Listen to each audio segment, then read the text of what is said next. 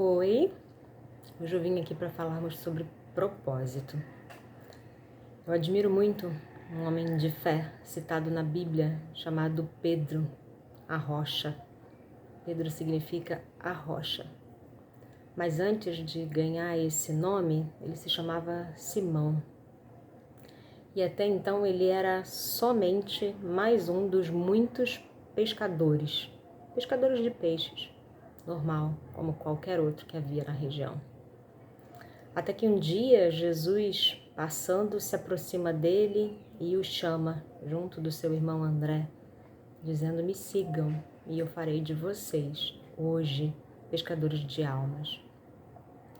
E ele prontamente o seguiu. Só que essa jornada, essa visão de propósito, ela não se tornou algo real de imediato. Durante todo o período em que Jesus esteve aqui, em carne e osso na terra, Pedro o seguiu e se dizia um dos mais apaixonados, calorosamente apaixonado por Jesus.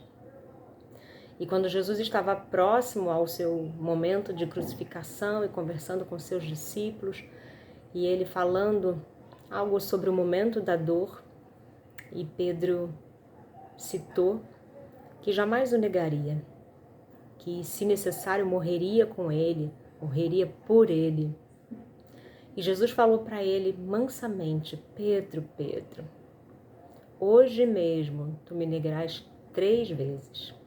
Antes do dia raiar, antes do sol nascer, antes que o galo cante, você me negará 3 vezes. E na hora, ele certamente achou: não é uma verdade. Porque ele sabia o que tinha no coração dele, ele entendia o quão apaixonado por Jesus ele estava e o quão comprometido com cada palavra, com cada verdade que Jesus transmitia de ensinamento, de conhecimento para ele e para todos os demais discípulos naquele lugar. O que ele não sabia é que os planos de Deus são maiores que o nosso. O que ele ainda não tinha vivenciado é que quando Deus unge, escolhe, revela uma promessa, compartilha um pedacinho do desígnio divino que ele tem para a nossa vida, nem sempre, e se olharmos na Bíblia, acredito eu, que basicamente quase todas as grandes histórias, os grandes heróis da Bíblia não tiveram o seu propósito vivenciado de imediato. Não foi diferente com Pedro. Tudo se cumpriu como Jesus falou. Pedro negou a Cristo. Se sentiu impuro, se sentiu imerecedor do amor e até mesmo da salvação de Jesus. Sofreu e chorou amargamente, se retirou da presença e voltou para o mesmo lugar. Voltou a ser pescador de peixes. Até que tudo se cumpriu, que Jesus foi morto, que ele ressuscitou, que ele voltou a este mundo e andou entre os seus. E quando Pedro pôde estar na presença de Jesus, Jesus sequer o condenou ou citou em qualquer momento aquele ato de covardia, de medo, de insegurança. Sim, tenho certeza, Jesus sabia que isso é nosso, é natural como ser humano, nos amedrontarmos diante de algo que a gente entende ser maior, mais forte, que nos aprisione ou que nos coloque numa situação em que, humanamente falando, a gente percebe que não tem força física, força espiritual, força emocional para encarar aquele desafio. E Deus sabe das nossas fraquezas. Tanto que na palavra dele ele fala exatamente como lidar com esse momento de fraqueza. E ele diz: diga o fraco, eu sou forte. E isso não é um ato de mentira, de hipocrisia, mas isso é um ato de profecia. Eu estou dizendo para minha própria alma, para o meu próprio entendimento, para o meu próprio espírito, para a minha própria mente, o meu racional compreender que ainda que eu esteja passando por um momento de dor, ainda que eu esteja passando por um momento de fraqueza, ainda que eu esteja vivenciando um momento de vulnerabilidade, Eu sou forte. Eu passo pelo vale, mas eu não permaneço no vale. Eu transito pelo vale, mas eu sei para onde eu estou indo em direção ao pico. E Pedro, nesse momento, ao reencontrar Jesus, resgata aquela velha paixão, aquele velho amor. E ele mais uma vez olha para dentro e resgata a sua identidade, o motivo pelo qual ele foi criado, o motivo pelo qual ele foi chamado por Jesus, que era ser pescador de almas. Mas Jesus vira para ele e para os outros discípulos e diz: calma, calma, espere mais um pouco. Fique aqui até que do alto sejais revestidos de poder. E ao serem revestidos, aí sim, ide pelo mundo, pregai o evangelho a toda criatura, fazei discípulos, libertai os cativos, consolai os que choram, libertai, restaurai, ressuscitai os mortos, curai os enfermos. E ele mesmo diz, Jesus diz para eles: se creres em mim, obras ainda maiores farão. E foi exatamente isso que aconteceu na vida de Pedro. Apesar de ter negado Jesus 3 vezes, apesar de ter desistido do propósito, do chamado, de ter voltado para o lugar do qual ele um dia saiu e certamente imaginava nunca mais voltar, após vivenciar todo esse tempo de espera, porque Jesus disse: ficai aqui. E em obediência ele permaneceu. E quando de fato ele foi revestido de poder, quando de fato desceu sobre ele mais uma vez uma unção, que agora não era uma unção de óleo, de água, nem de palavra, mas era o próprio Espírito Santo que o estava revestindo de poder, ele fez obras ainda maiores, porque somente com a sombra da capa dele, ele foi capaz de curar. E quando ele falava, ainda que certamente de maneira bem rústica, eu fico imaginando Pedro, um homem bronco, um pescador, bem humilde, um homem que usava de força, colérico, que tudo que acontecia ele queria resolver na base da força, na base da luta. Era essa a linguagem, era aí que ele se encontrava na identidade dele. E de repente ele se torna um apaixonado por vidas. Ele deixa de ser literalmente o pescador de peixes para se transformar num pescador de almas. E ali ele estava pronto para seguir o seu propósito, para seguir a sua missão. E é assim que eu me sinto hoje aqui, falando para você de um propósito que eu descobri há muito tempo atrás, mas foi necessário esperar. Durante muitos e muitos anos, eu vivi experiências que eu não sabia onde elas iriam me levar. Desde a minha infância, as minhas experiências eram experiências que aparentemente eram prisões, eram correntes. A narrativa dos meus pais sempre dizia como eu nasci, que eu já nasci doente, já nasci com uma pneumonia muito forte naquela ocasião. E durante toda a minha vida eu me deparava com situações repetitivas de altos e baixos na minha saúde, com diagnósticos, muitas das vezes, como irreversíveis, medicação errada, o corpo entrando em colapso, médicos dando sentenças de não tem mais jeito e Deus lá fazendo milagres em mim. Aos quase entre 11 e 12 anos, com um diagnóstico totalmente prematuro de um possível câncer na mama, em que mais uma vez eu entrei em uma casa de oração, fui ungida com óleo, como a Bíblia diz, ungi os doentes e eles serão curados.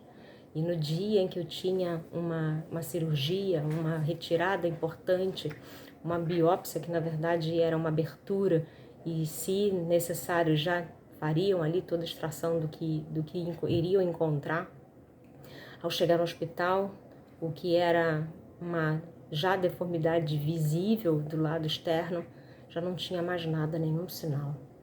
E os médicos por muito tempo insistiram que eu tinha que tomar remédio, insistiam que tinham que continuar fazendo os exames de imagem porque eles acreditavam que tem algo muito errado. Isso é um sumiço temporário, não se pode ter um diagnóstico e no dia para a noite não se ter mais nada. E ali a confusão aconteceu na mente da medicina, que trabalha com o racional. Mas existem hoje várias técnicas cientificamente comprovadas do uso do poder da mente, do poder da palavra, daquilo que eu penso, daquilo que eu falo, daquilo que eu sinto, daquilo que eu consigo vibrar sobre o meu corpo, sobre a minha mente, sobre a área que foi afetada do meu corpo e sobre o poder da fé. Esse é o poder da fé.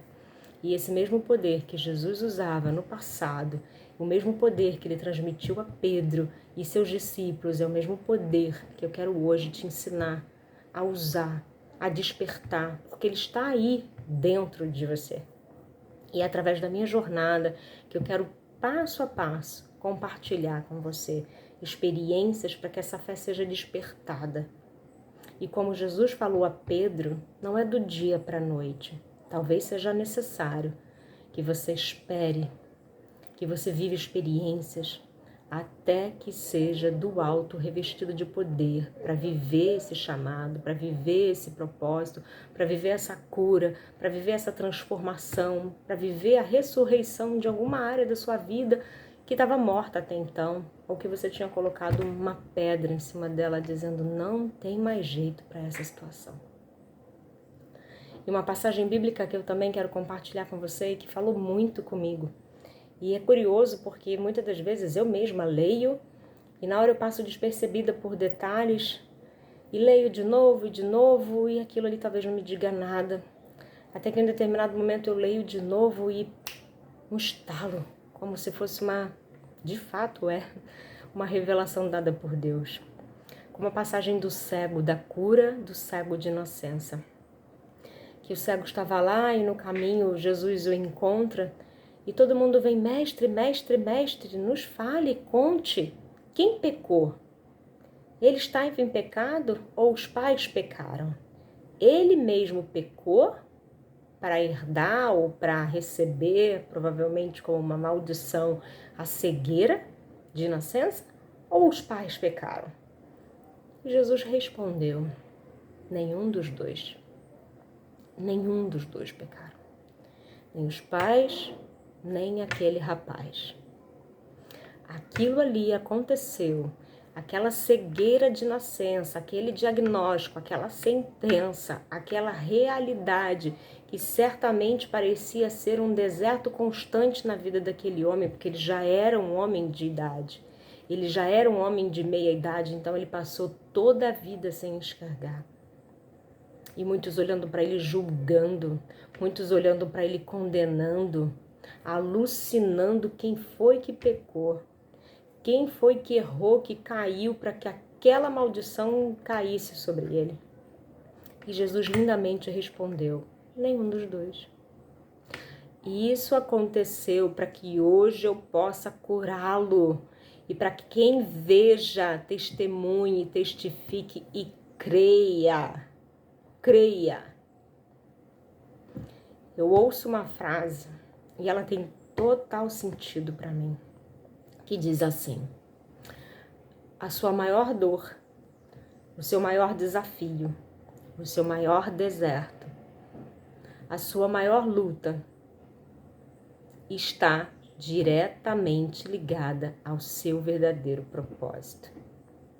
Eu passei por tantos desertos, passei por tantas lutas na minha saúde. Foi quase uma jornada de busca da sobrevivência. Quando eu melhorava de alguma coisa, eu caía de novo para outra. Quando resolvia uma situação de saúde, eu caía de novo para outra. E eu não entendia. Eu ganhei um apelido que parecia carinhoso, mas que para mim virou uma sentença. Minha mãe costumava dizer que eu era como um ovo, uma casquinha frágil que se batesse quebrava. E aquilo ali por muitas das vezes me manteve num lugar de insegurança, num lugar de às margens do que estava acontecendo. Eu tinha uma determinada situação de saúde que eu confesso nem sei explicar cientificamente ou pelo olhar da medicina, como se explica isso? Mas eu era uma criança que eu não podia me assustar, eu não podia cair ou me assustar ou me surpreender ao ponto de puxar o fôlego. Esse puxar o fôlego no ímpeto de um susto, de uma surpresa, já era o suficiente para que a minha respiração ficasse presa e eu começasse a ficar roxa. E se não tivesse alguém ali para me socorrer, eu certamente morreria asfixiada. E sempre que isso acontecia, era preciso que meus pais, ou meu pai ou a minha mãe, estivessem por perto. Porque como aconteceu em uma determinada situação, que eu estava brincando de pique-esconde, os adultos todos conversando, e do nada eu escorreguei e caí no meio de umas plantas em um quintal. E era esconde-esconde, então estava todo mundo procurando por todo mundo e ninguém estava dando falta de mim. Até que meu pai percebeu, cadê a minha, como ele me chamava. E quando foi ver, eu estava ali, roxa, quase desfalecendo.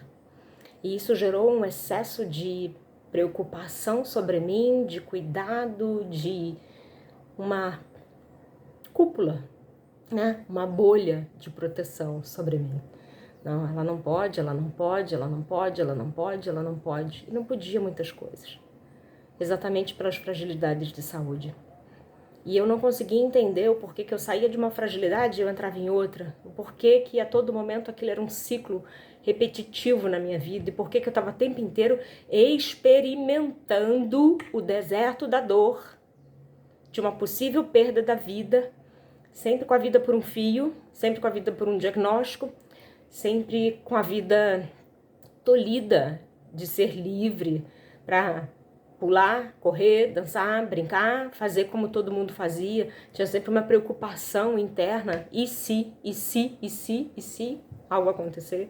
Como se um risco ou uma morte iminente estivesse sempre me esperando e era uma tormenta na minha vida. Até que eu entendi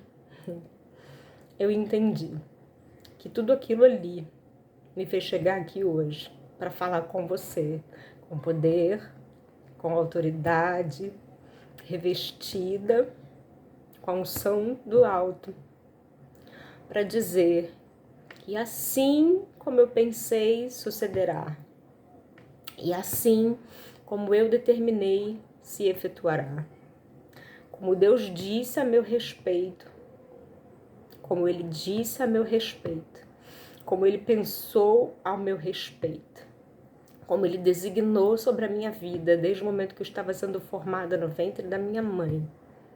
Assim é que se sucede na minha vida hoje. E por mais que eu não tenha entendido naquele momento, tudo está diretamente conectado. Hoje eu vejo a minha vida como peças de quebra-cabeça, que cada imagem isolada não me dizia nada, não parecia uma história perfeita que teria um início, um meio, muita vida pela frente. Eu achava que era um início, meio, um fim, e aquele fim era um fim triste, era um fim de derrota, era um fim de frustração. E hoje eu compreendo que tudo que aconteceu foi um plano perfeito para que hoje eu pudesse estar aqui falando com você com propriedade. Tudo aquilo foi um plano perfeito para que eu pudesse me tornar aquilo que Deus me criou para ser. Então eu quero que você reflita agora sobre o seu propósito de vida. O que você tem passado como lutas recorrentes? Quais são os bloqueios mentais ou os bloqueios emocionais? Quais são as memórias de lutas e ciclos repetitivos que você tem vivenciado, talvez já desde a sua infância? Para pensar um pouquinho. Percebe que o que Deus nos permite viver no vale é para que nós tenhamos força para alcançar os mais altos picos. As pessoas geralmente gostam de competir, de concorrer, de achar que tem um inimigo para derrotar, que tem um adversário que está competindo para alcançar o mesmo vale que ela. E eu posso te afirmar que não. Para cada um de nós, Deus traçou os vales e determinou os picos. Onde Ele quer te levar é um lugar único e exclusivo. Onde Ele está me levando é um lugar único e exclusivo. A minha jornada pode se parecer com a jornada de muitos. A sua jornada pode se parecer com a jornada de muitos. Mas para cada um, Ele tem um propósito especial. Se lermos a Bíblia buscando a história dos heróis, vamos conseguir identificar com clareza que para cada um, Deus deu uma unção, deu um sentido, deu um propósito, fez um chamado, deu a ele uma missão. Só que nem sempre a visão de como realizar aquela missão estava nítida, estava clara, porque foi preciso percorrer um caminho, foi preciso transitar por esse momento de experiência, foi preciso se alimentar dessas experiências para quando chegar lá no pico poder gritar uau! Com toda a propriedade, com toda a força, com toda a convicção daquilo que você está falando, daquilo que você está vivendo. Aquela conquista, ela não é mais uma conquista, ela é a conquista.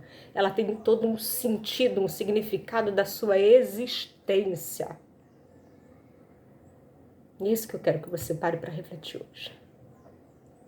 Qual o significado da sua existência? O que te move hoje? O que lá desde a infância você vem vivendo, repetindo, que parecia uma história de derrotas, que parecia uma história de bloqueios, que parecia uma história de impedimentos, de obstáculos intransponíveis. Essa resistência é exatamente para impedir o fluido e o acontecimento daquilo que Deus determinou como natural para a tua vida. Mas não tenha medo, porque se você estiver disposta a olhar para dentro, você vai ver que todos esses obstáculos só vão te fortalecer. Porque a hora que de fato você estiver revestido, isso vai se transformar de dor em força, de impedimento em ferramenta, de histórico de derrota em histórico de superação. E aí sim, eu posso te dizer que você vai se encontrar com a sua melhor versão. Você vai se encontrar com o seu verdadeiro sentido de vida, com o seu verdadeiro propósito. Deus nos fez, e a Bíblia fala isso, a sua imagem e semelhança. Somente um pouquinho menor em estatura, mas nos deu, nos revestiu do seu poder, da sua autoridade. E eu sei, como ele fala, que para cada um ele tem um chamado. Para cada um ele deu um dom, uma habilidade, uma competência. E eu te convido hoje a identificar o seu propósito com essa reflexão e a responder para você mesma. Qual é o seu propósito? Quais são os dons? Quais são as habilidades que estão sendo desenvolvidas? Esteja você nesse deserto por longo tempo, esteja você iniciando nesse deserto agora, ou ainda esteja você começando essa subida para o pico. Reflete. Nós vamos continuar falando sobre isso aqui. Essa é uma jornada de propósito, essa é uma jornada de vida.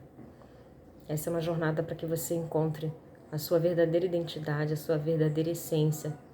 Não olhando para fora, não se comparando com alguém no Instagram, não se comparando com alguém da tua casa ou da tua convivência, mas perguntando aqui, ó, para você e para Deus. Qual o sentido da minha existência? Qual o meu propósito? Onde eu tô? Para onde eu vou? Onde eu estou? Para onde Deus está me levando? Para onde Deus está me conduzindo? Qual lugar que Deus preparou para mim? Reflete. Acredito que você vai encontrar sentido no que eu estou te falando. Lembra que eu te falei que uma das coisas que eu fazia com maior felicidade, alegria, maestria até, era falar. E eu tô aqui hoje falando para você. E não sei se dá para perceber, mas o quanto isso me emociona, o quanto isso me alegra, o quanto isso tem sentido para mim. E como eu falei na estreia desse canal, você pode não entender o porquê eu tô aqui, mas eu estou aqui por algo que faz muito sentido para minha vida toda, que é obedecer a Deus. Falar para você sobre essa jornada de te quebrar todo o bloqueio e te levar exatamente para o seu propósito. Um beijo grande, Deus te abençoe e a gente continua se vendo por aqui.